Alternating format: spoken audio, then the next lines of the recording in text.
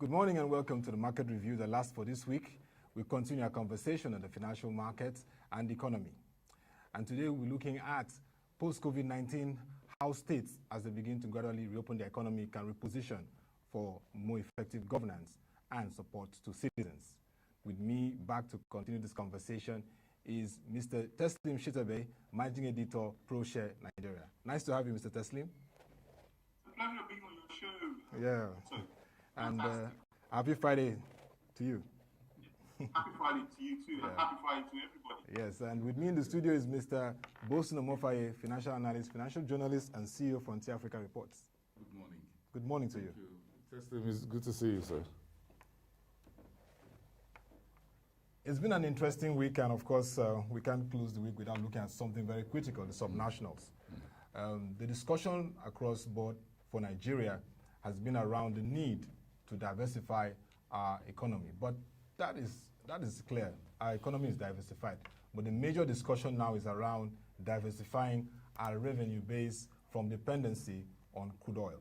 And not just at the federal level, states also have to look at options for diversifying their revenue sources, because we have seen states continually looking up to the Federal Account Allocation Committee for the monthly subventions and allocations, which now is challenged considering the drop in crude oil price. So, Mr. Teslim, I'll start with your perspective.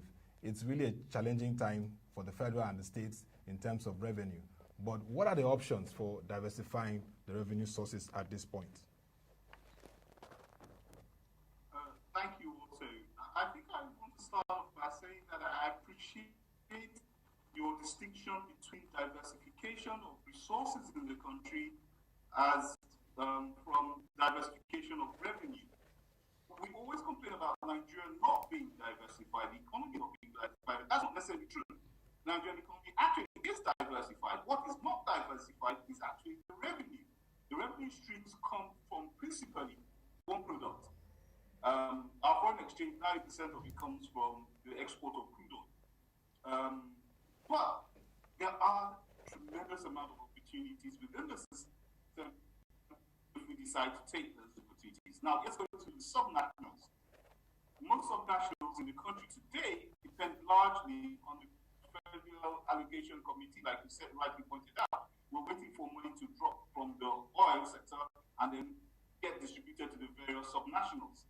Now, that is a game that's over. To be quite honest, that game is over.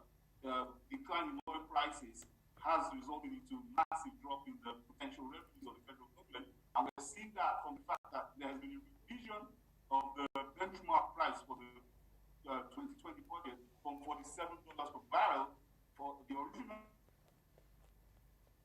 Yes, the original benchmark.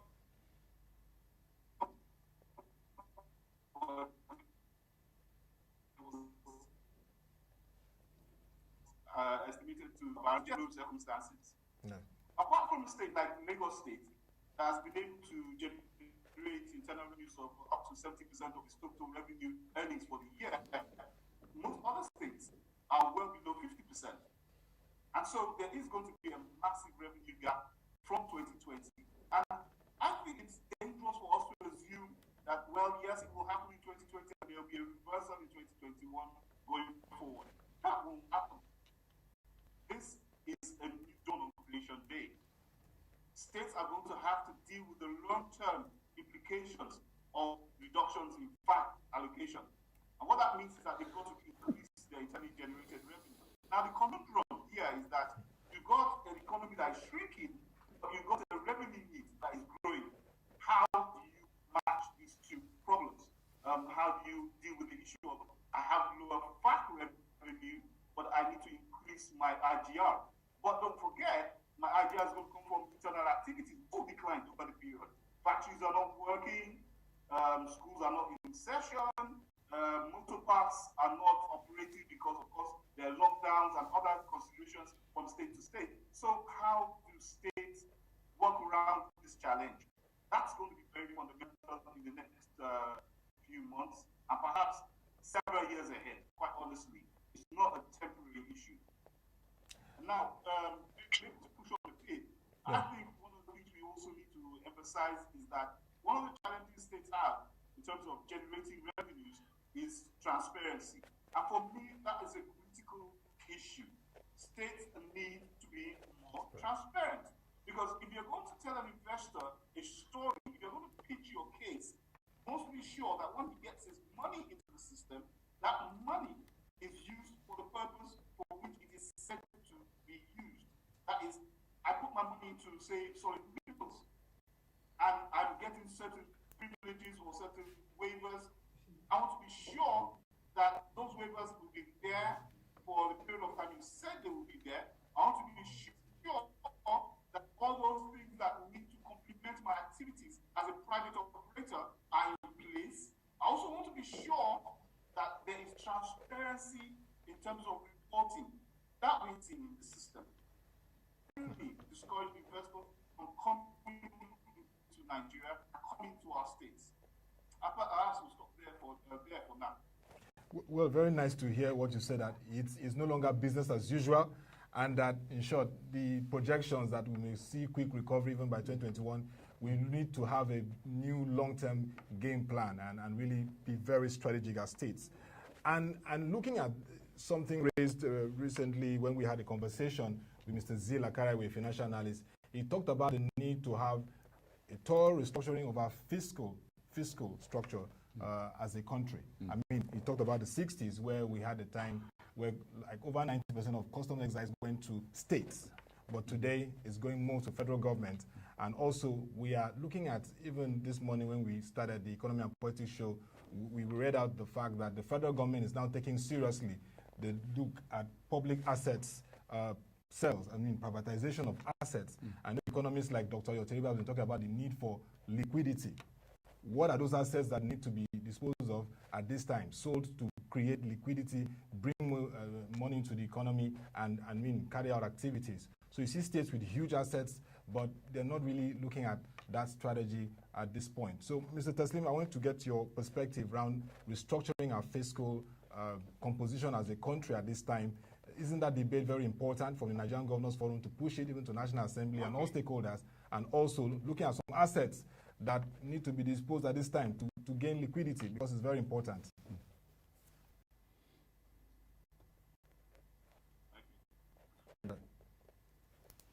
I think you made mention of a very important fact. Yes.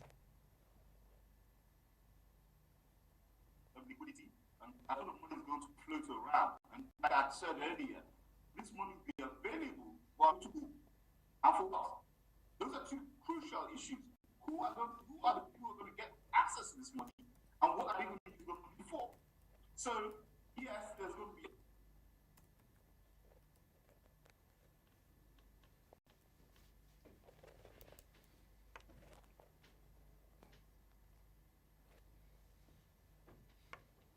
Mr. Teslim, can you hear me?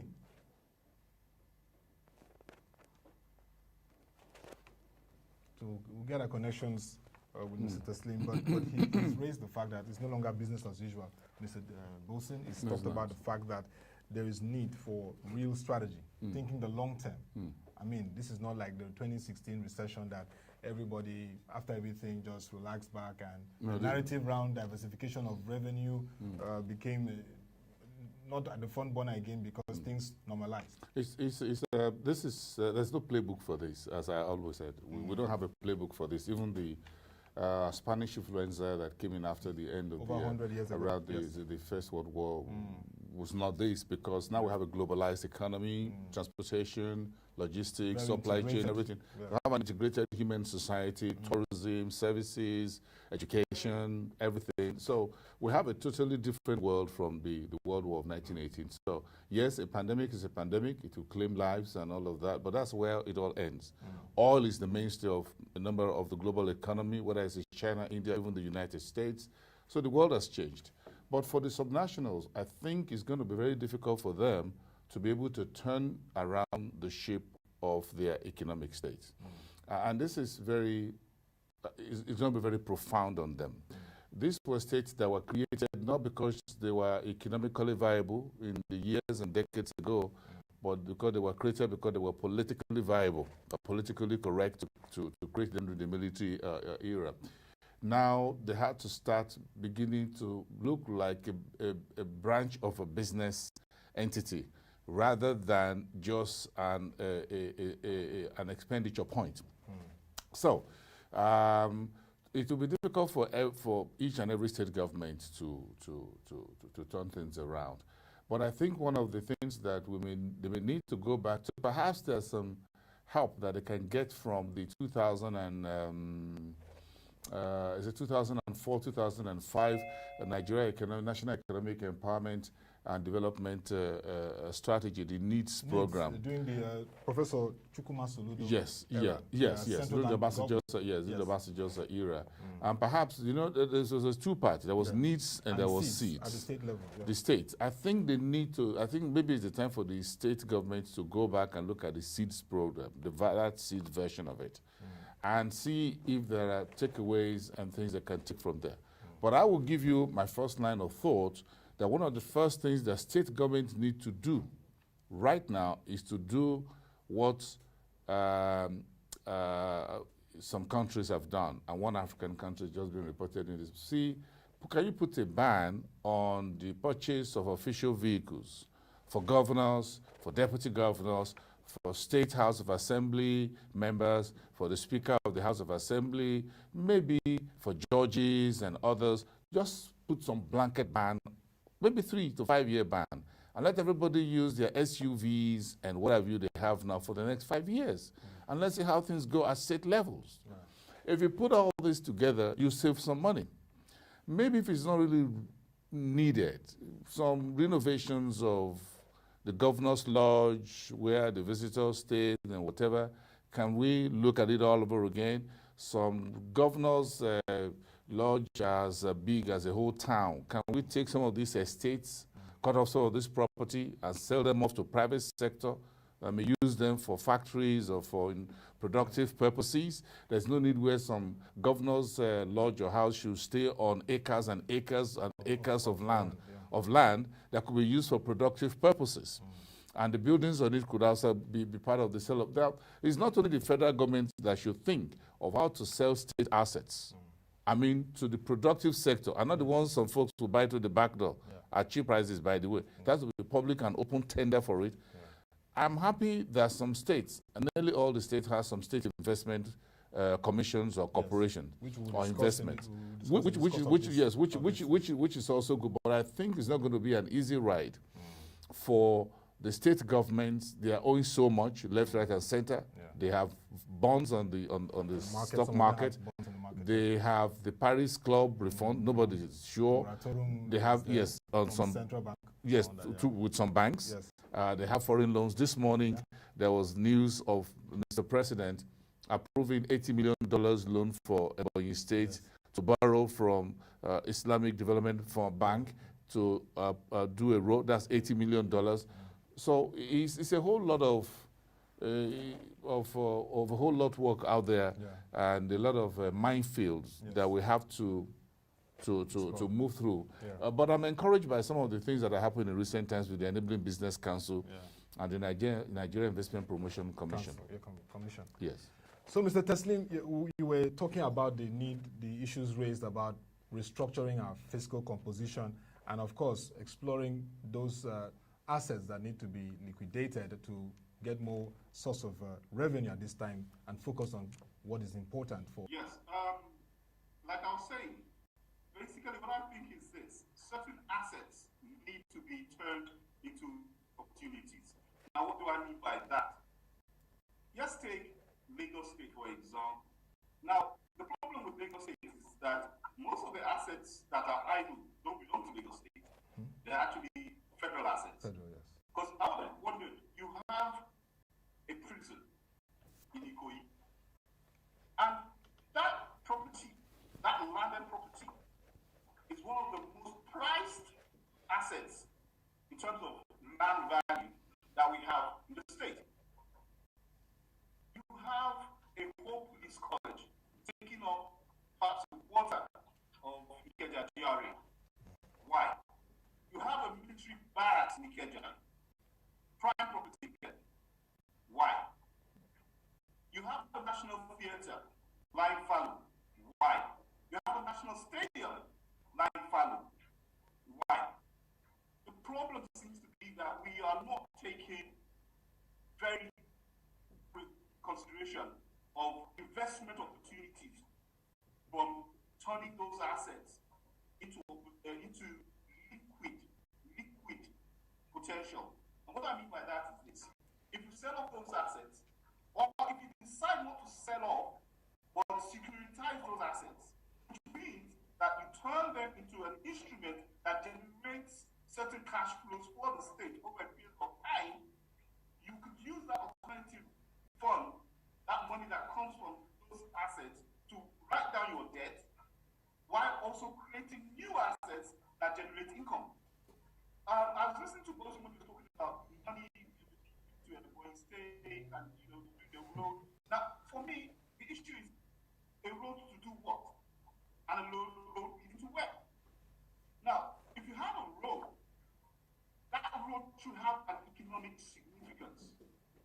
It's not supposed to be a road that is designed to show that you're modern and that you don't have to be modern in the sense that every other person understands it.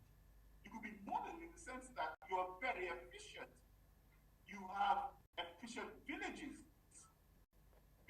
that they are small, they have access to electricity, they do small things, they pay taxes, and generally you operate very efficiently. I mean, New York doesn't look the same thing as California or Texas or Nebraska. Each one has a unique character. So every state doesn't be like Lagos. That's the point I'm making.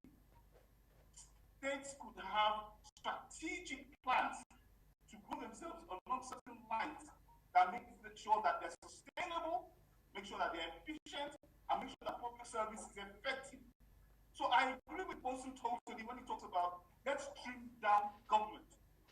Government is a pork barrel. It's too big. It's unsustainable. The expenses of government offices are totally they're unsustainable in post-COVID era. So we need to trim down government. Now, how do we do that? It's going to be a matter for another day. But the issue is, first, we need to trim down government. But that's not just it. Because even if you trim down government, it doesn't mean that government necessarily becomes more efficient or more effective. It doesn't mean that government will use the resources of the people better.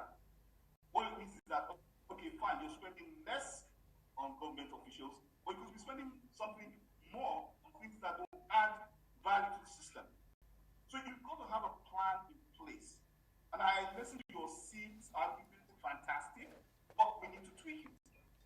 Government needs to see itself as an efficient and of private sector businesses. It's about business post-COVID-19. It's not about public sector. The public sector can be trained to such an extent that we migrate the public sector into an age of advanced technology. A lot of things that are being done today can be done by AI. I could make a request to government and my request gets processed by AI. I don't need a physical officer pushing a file around the whole table and then asking me to provide some nudge for my file to move to the next desk.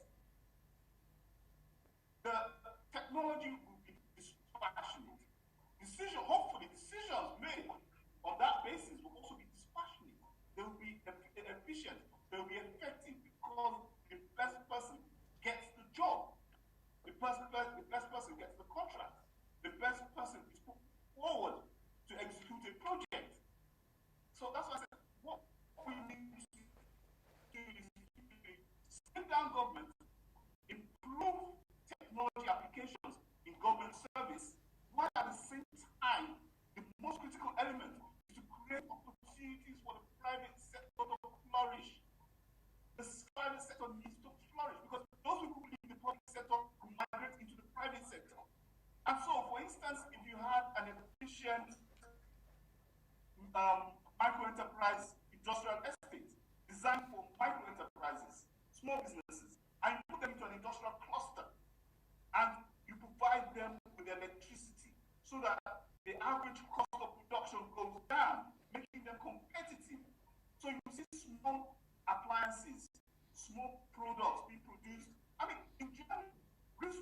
produced by very small companies. But at the beginning, those companies were actually houses, people's homes, with very efficient, effective labor, specialized labor, producing the quality watches that we buy globally. In China, the same thing. These companies are relatively small companies, but there's a work ethic. They are efficient. They have a sense of competitiveness. So it's not just about being competitive locally, it's about being competitive internationally. What are the international benchmarks? Can I produce a product locally that can outcompete a foreign product both in terms of price and in terms of quality? We've got to be competition-minded. The global economy we're moving towards now is going to be less globalized. The concept of globalization is actually dying. Everybody's about how does this affect me as a nation. So America talks about growing employment in America. It's talking about production in America. China is talking about employment in China, talking about production in China. England is talking about production in England, growing employment in England. And unfortunately, unemployment rates are going haywire across the globe. America has had a terrible unemployment rate of 40.7%, one of the worst it's had in the last 60 years. So everybody's going to be concerned about their own local economy. So it's about time our subnationals also get it that they're going to have to create employment in the private sector, not the public sector.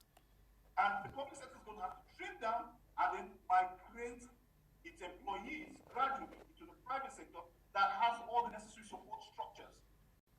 So we've got to create those support structures.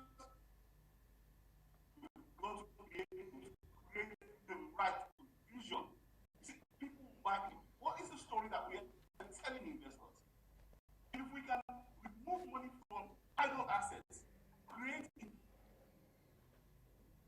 industrial park enterprises, and these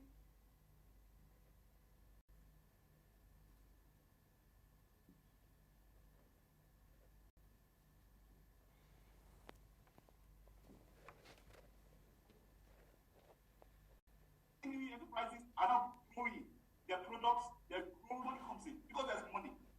That's one of the externalities or unexpected benefits of the COVID-19. There's increased liquidity. But that liquidity has to go somewhere. And a lot will depend on what kind of returns on investment I can get by putting my money in certain places. Okay. I think, yes, sir. I think Mr. Shitta-Bey is, I think he has the entire needs document in front of him because I think he's just reading chapter by chapter with his comment because, and I have it before me here. This is about the 160-page document which was crafted in 2004. And that's, with the exception of maybe the oil price market dislocation that we currently have on our hands at the pandemic, there's absolutely nothing new that we're talking about that is not in this document, which was done in 2004. Over a decade. Yes, almost well, 2 decades, almost 2 decades ago, just about 16 years ago. Wow. Mr. Shitta-Bey is talking about the promotion of the private enterprise. About 3-4 chapters in the needs document was devoted to competitive private sector, the sectoral strategies and other things. If you look at how to empower people, it's all there. The macroeconomic framework is there. How to change the way the government does its work. In fact, about 5 chapters were devoted on how to change the way government runs in Nigeria and how government works.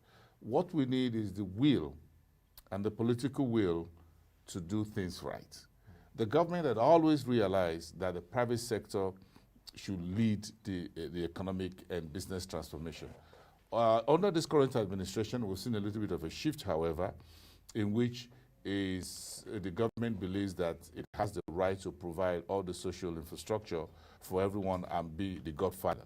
That is the current administration's mindset and the way it's working when it comes to. But there are serious and legitimate concerns and advice from those who are economists and others that look, all the monies we're borrowing, for example, even during this pandemic, should not just be thrown at just government projects.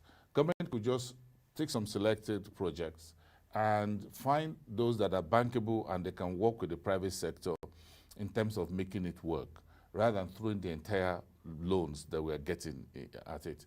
And I agree with that. That we've not been able to find, the government has not been able to find that way in which, the manner in which the private sector is very comfortable doing business with the government. So we keep talking about competitive private sector, but sometimes those are the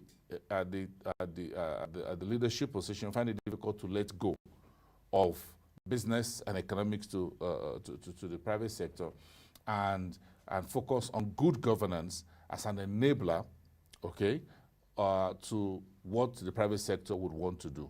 The private sector at all levels, and I'm speaking specifically to the state governments now, will have what it takes. But we're not so encouraged by some stories coming out of certain states.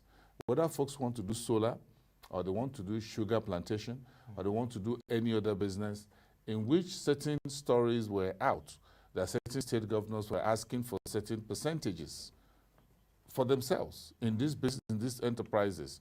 It turns off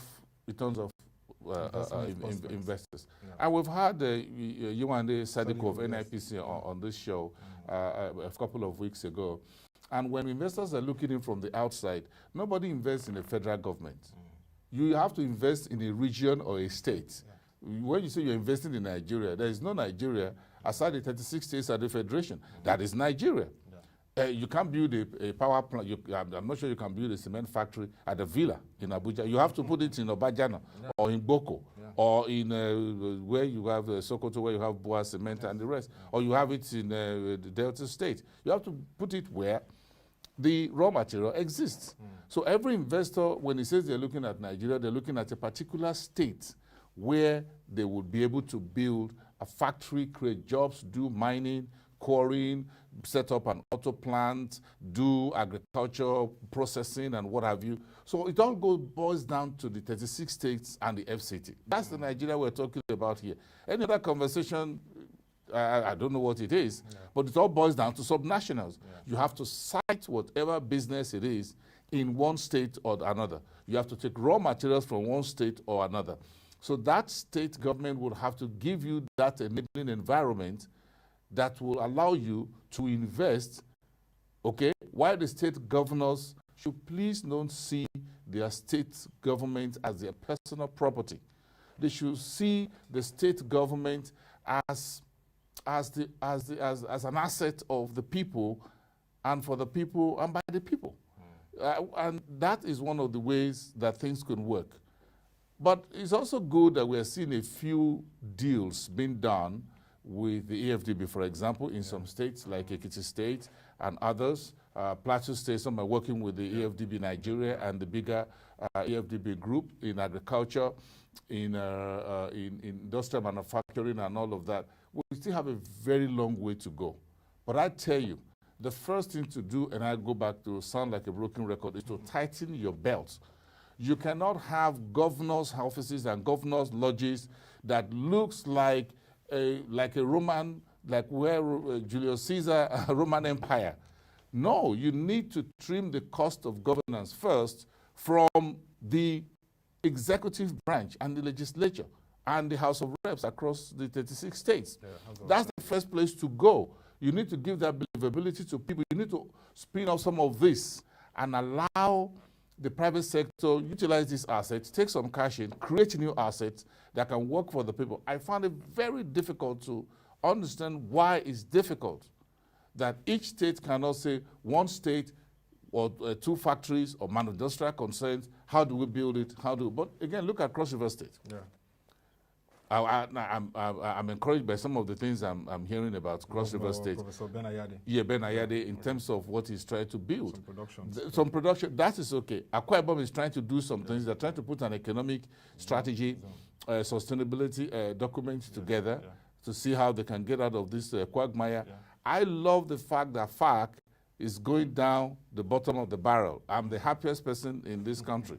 That we get to a point in which even Lagos State, with all the pot of money it's sitting on, should stop sponsoring people to Hajj and to Jerusalem. It must come to a total dead end and a stop We must get it out of the way. So you're saying that all states should stop support like that? We should stop this subsidy. You give it to hundreds and hundreds of people.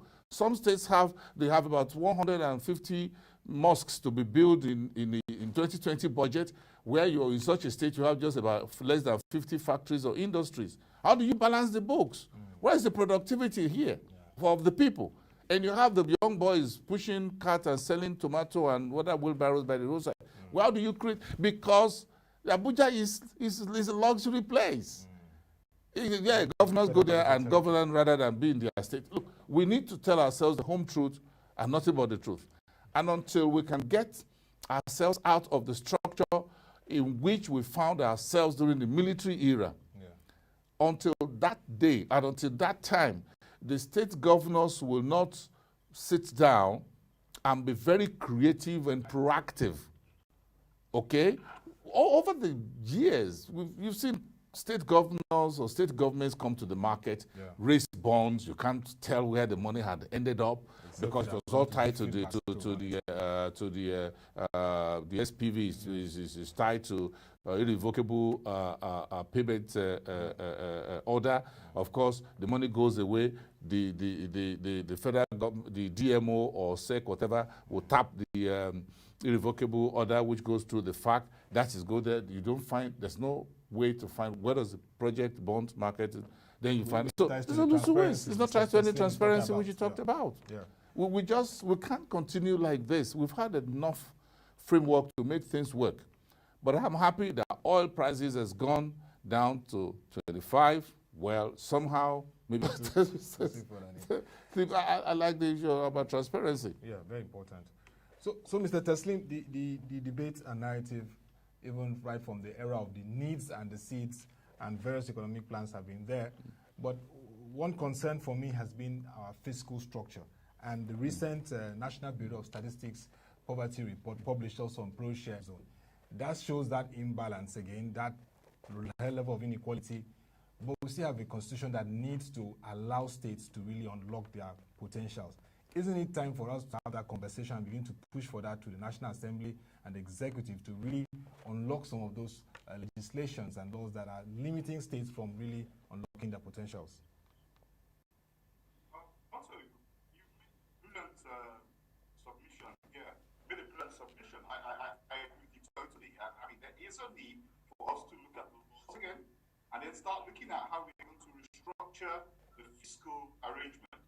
However, I must say quite clearly, it is a necessary but not a sufficient condition to improve the law of the states. Even within the current structure, how well have the states done? I mean, if we've seen it in the banking sector, a bank could barely run itself properly with 2 billion naira in equity.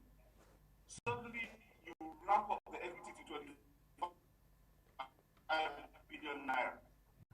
And what do the managing directors, the directors of the bank do? They go to Honolulu, Hawaii.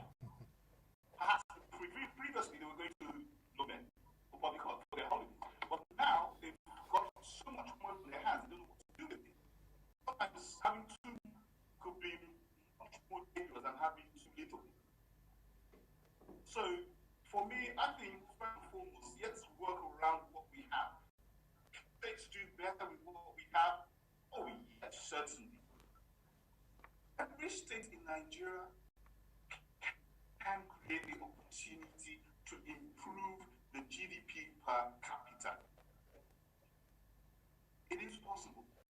What it requires is creativity, it requires imagination, it requires determination, and it requires, above all, transparency. I'll give you an example. Lagos State wanted to clean up the environment. And one of the governors of the state decided that he will set up a company. He sets up the company, or he claims that the company was a foreign company that wanted to come to Nigeria and partner with the country, and partner with the state in particular. Now we raise a bond. When we raise this bond, we raise the bond in the name of the company.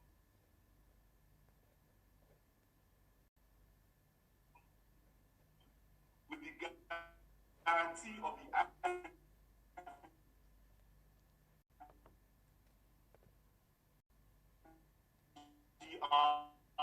higher credit rating than the state that provides it the basis for it to generate its revenue.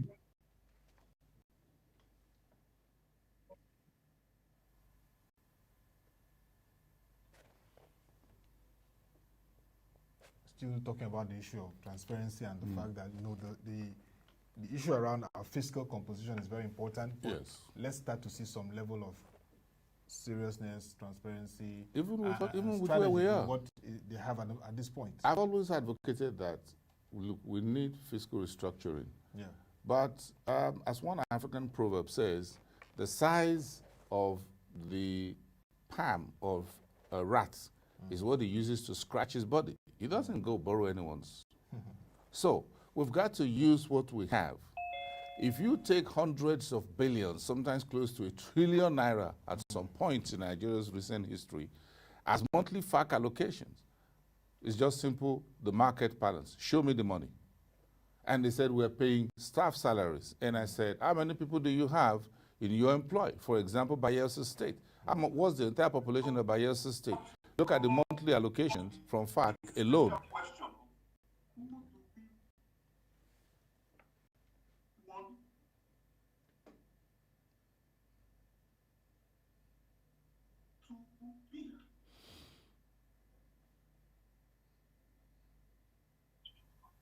As states, we must decide.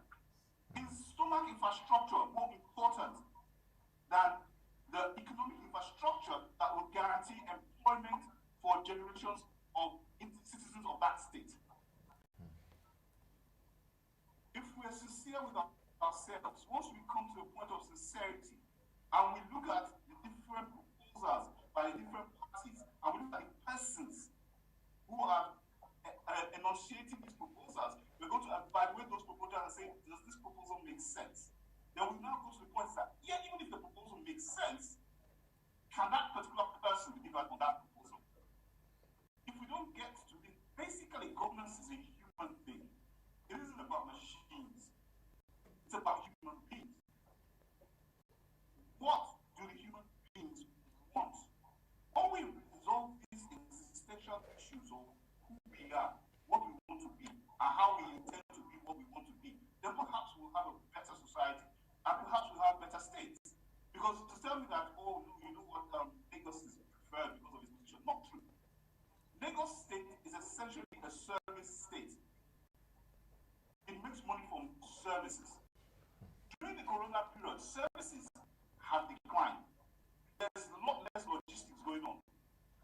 Hospitality has declined. There's a lot less hospitality services, hotels, restaurants, all of those kinds of businesses have declined.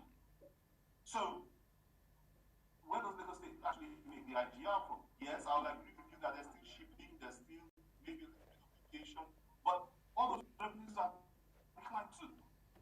So, Lagos State this year, I expect to see a lot less growth in its IGR. But don't forget, it's highly indebted. It has over $1 trillion naira in debt. So it's having less revenue, but it still has a debt overhang. So Lagos State too will have to resolve its own problems. So every state has unique problems. You have, for instance, Osun State, a huge amount of civil service, about half of the population are in civil service. What productive value are they adding to the system? That's their own problem. And then Ekiti State, for instance, has a small economy. Small size, small economy, not much going on in terms of commercial activity, but it still has potentials. Like I said, the last time I was on the program, it has massive intellectual capacity. They've got a lot of people from that state who are at the cutting edge of academia, and they can leverage that. They also have a lot of rocks. And I won't be surprised to see diamond and gold and other things if they research properly. And that brings me to the issue of, do we have a digital register of raw material resources state by state, updated regularly? Because if I have a digital register of resources that are available in Nigeria, as a foreign investor, I can go into the register. saying, oh, okay, they have this. How difficult is it to mine? Or how difficult is it to provide the service there? And I start looking at other issues. But that register provides me with the first point of call to tell me that this state has this resource, it has this in this quantity, okay? And the average cost of mining is this. It's a ballpark figure, it's not an exact figure, but an foreign investor can begin to articulate a plan. But we don't have such register. So a foreign investor wants to go into solid minerals, for instance, starts going all over the place. Why don't we have this? All these people will exist. And all I need to do is plug and play. I plug in and mine the data I need to mine, then I can now take at least a first cost decision on whether I want to come into that state or come into that country. But I'm going to look at state risk, I'm going to look at country risk, I'm going to look at foreign exchange risk, interest rate risk, all other considerations. But first, I want to be sure that there's a commercially viable business proposition in that state. If build digital registers, and these digital registers hook up with the national register, it makes them more attractive to an investor. Okay? Okay. So I think we've got to get ahead in terms of data on states. There must be greater transparency. We must know what we have, what we don't have, what we need, what we don't need. Like, pointed out, some things we don't need them. I don't understand. I don't know how we're going to get the transparency done, Mr. Shitta-Bey. I don't know how we're going to get this type of transparency he's talking about done, in particular at the state levels. It's almost impossible because you'll find this register, but inside the drawer of the governor. You see, we love creating bottlenecks and room for corruption or for corrupt practices or tendencies because, see, we just like creating roadblocks for the private sector for investment because of personal and selfish interests. You'll be surprised some folks across some states have done this register, but instead of making it digitally available for someone who is sitting, an investor who is sitting in Australia or sitting down in Canada or in South Africa or in Angola or Mozambique, and they put it inside the governor's drawer or some commissioner's drawer so that you will have to knock doors, okay, and wet the ground before you eventually get to that register. You have to come up with X, Y. Why do we do that? That's on one side. But very quickly to one of the states he mentioned, Osun State, where I was born and raised. Why would about 50% of the population of Osun State be civil servants? Hold on a second. This is a state that is so rich in agriculture. That state should have just about 20 or 30% in the public sector and the rest in the private sector. Industrial manufacturing, light manufacturing, agro-processing. Osun State is rich in agriculture. And you're talking about there's cheap money from FARC, from Abuja. So it makes political sense for the next election and the last election, maybe the one before that, to keep a very large civil service that will be loyal to particular or certain political interests, so that when election comes, these guys you have a voting bloc already there for you. A state like Osun, where the late Chief Awolowo and the rest produce some of the best industries we have in Nigeria and lay the foundation for free education and all of that and practice it, we will have 50% civil service in Osun State, for example. What are they doing? Which economy? What economic activities are the civil servants, 50% of the population, who are they administering civil service to or public service? Where are they? The farmers, the artisans, those who are, it does not make economic sense. It doesn't make economic sense. So 50% of the individuals or citizens of Osun State look up to Abuja every 30 days, make 1 month for FARC allocation to receive salaries. How do we become economically sustainable and become economic giants? Every state, like we have regions in China, by having 50% of the population are civil servants. It doesn't add up. It doesn't add up. You need to allow the creative energies of the people to move out of the civil service and go into private enterprises. You have so much either in fashion, okay, is it adire or Ashoke and all of that in Osun State, you have light industries, whether it is in textiles, whether it is in agriculture, whether it's in processing. There's hardly not that you don't do in that state. Then you have tourism. Yeah. For crying out loud, you have tourism. So why would so what is 50% of Osun citizens doing in public offices? What is the productive base? Someone should come up with the data and show me the size of the contribution of the civil service in Osun State to the state's GDP. Definitely, this is an opportunity to really reset. We've been talking about reset, but really now. The end of free money. Yeah. And yeah, the end of free money is here. Yeah. Mr. Teslim, just your closing thoughts on the states. I mean, so much has been said today, but in terms of top priorities now, repositioning their economies, because the realities are here now that oil money, that fact that they've been looking at, will not be coming the way they expect. And I mean, just looking at some enablers for enabling environment, the Ekiti State Governor, Dr. John Kayode Fayemi, who is the chairman of the Nigerian Governors Forum, reduced the cost in terms of right-of-way from 4,500 to 145 naira. Yes, that in a way is helping to deepen the broadband economy, create that digital economy infrastructure. What are those kind of ideas at this time that we need to see more from the states? And last time we had this conversation, you talked about deepening the regional economic structure. I feel like for the Northwest, having this huge poverty rate is not really helping. This is a time to leverage areas like that. What are your thoughts around this? Okay, great. I like what Boason said. He was spot on what he said. The political challenges sometimes outweigh the economic requirements that these states need to move forward. Political expediency is a major roadblock. But coming to what you said now, one of the first things that we need to do is at the level of thought. States need to think. And that's why I love what Boason said, that the era of free money is over. So now, the reset is thinking.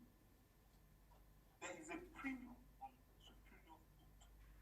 We have to go back and think, what are the scenarios that are likely to play out with and post-COVID? We reduced fact. Funny enough, also we reduced IGR because economic activity has slowed down, so IGR is also going to slow down. So, okay, well, we don't have fact as large as we had before, we don't have IGR in Lagos as large as we had, but funny enough, fact has increased. The latest Q1 2020. I think, by about, I think it was about 15.66% or thereabouts. Year on year, 15.6%. Year on year, yes. Yeah, 15.6, and then I think month on month it was just 19.87 or thereabouts. Yes. And that was really surprising because I want to deep dive and find out what those components were and why there was a growth in VAT. Because I would have thought that VAT would have actually gone down within the Q1. So there are a lot of surprises. This is surprising to me, and there are going to be a lot of other surprises. So we will find the data and discuss. Follow the update. Yes. But basically on what you're saying, I'm thinking that we start at the point of thought. Each state has its own peculiarities. So each state needs a scenario plan. We've got to look at what the revenues are likely to be, what the challenges are likely to be, and what the resources are. For instance, if I have a lovely building across a state or whichever state it is building in Abuja, do I need it? If I need to go to Abuja, why can't I just go to a hotel, a good quality hotel, and decide that I have a meeting for 2 days, I go to the hotel and go back? Why must I have a whole house, a whole multi-story building complex? Don't forget, in this period of time of social distancing, there's going to be less patronage, and there's going to be less revenue. And even before the social distancing, those places were not economically viable. So now, if you can sell them, sell them. Assets that are not crucial to economic value within the state should be sold off. You need to be liquid. This is a period of time you need to be liquid. Channel resources into those set of activities that will generate more income going forward. Channel those activities, like for instance, like I said, industrial parks, micro-industrial parks. And like you rightly pointed out, Kayode Fayemi has done a fantastic job by cutting down on the cost of right of way. These are policies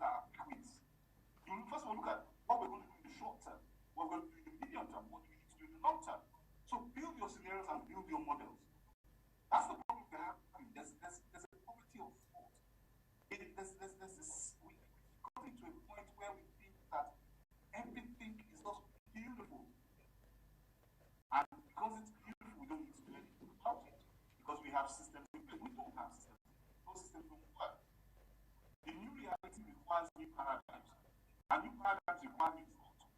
And so the states are going to have to start rethinking their states, rethinking strategies to grow those states. For instance, what is the target of, say, Akwa Ibom State for GDP in the next 5 years? Okay, once it has determined that this is our target, okay, fine. So to achieve this target, what must we do in specific sectors? How much must specific sectors grow to achieve this statewide GDP target, state GDP?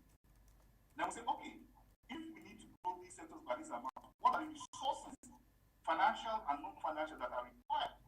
Okay, well, if we can't get them internally in Nigeria, can we get them abroad? We get them abroad at what cost? And then, so you start working back from this is what we want to achieve, and then start working back to how we will achieve it. This is where we are. This is where we want to be.